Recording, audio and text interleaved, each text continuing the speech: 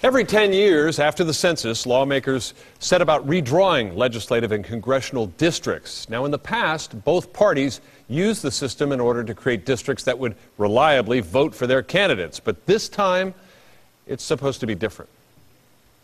In the last election, Florida voters overwhelmingly passed the Fair Districts Amendments 5 and 6. Today, lawmakers in Tallahassee pledged to follow the law and draw the new legislative boundaries in a way that does not favor any particular party or candidate. I'm going to do everything I can to make sure that I tell my members that political agendas are not welcome in this process. Former Democratic Congressman Jim Davis says in the past, both parties have gamed the system to give incumbents total job security. And we have a fighting chance that next year, when people come up for re-election, that they can lose, that there will actually be competitive elections for a change. The new law requires districts to be compact, as equal in population as is feasible, and make use of existing city, county, and geographical boundaries.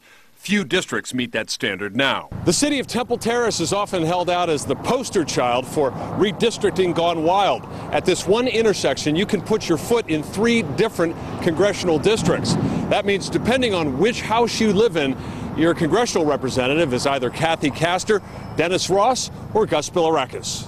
Highly detailed demographic information has allowed candidates to pick their voters instead of the other way around, usually for political advantage. But sometimes it's done to ensure minority representation, as in Corinne Brown's 3rd congressional district, which stretches from south of Orlando over to Gainesville, then up to Jacksonville.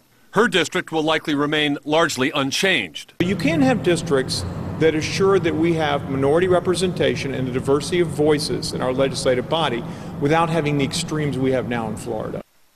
Though lawmakers say they're going to abide by the new law, the House and Senate have amassed a legal war chest of millions of dollars to fight any court challenge of the boundaries they come up with next summer.